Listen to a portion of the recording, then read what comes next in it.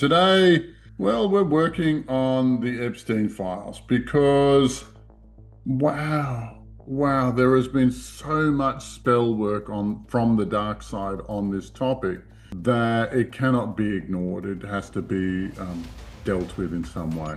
Now, this is where it gets really interesting because they've done so much spell work for so long in order to maintain this leadership caste and the peasants, or slaves, or any number of different ways that you describe the people who do all the work and the people who get all the benefit.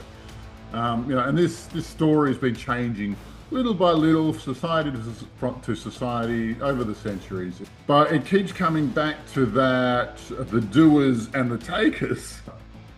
And I'm not a communist, but the whole theme of communism is we're sick of doers and takers, and we want that game to end.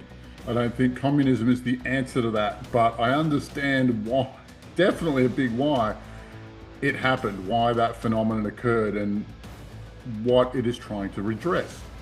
Because, we keep seeming to fall back into that pattern because there's been so much spell work involved in making sure that pattern exists. And what we're looking at here is collective consciousness issues, programming that everybody sees themselves as small folk or peasants or working class. There's a whole bunch of different words for it.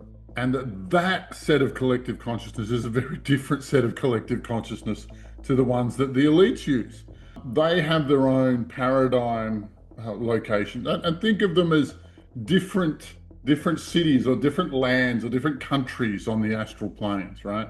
Because the rules and principles of this group do not apply to this group and vice versa. The rulership caste has its own set of principles and deep self-beliefs, which the universe is busy manifesting. And the same is that they've programmed this group to do all the work and provide all the benefit to this group.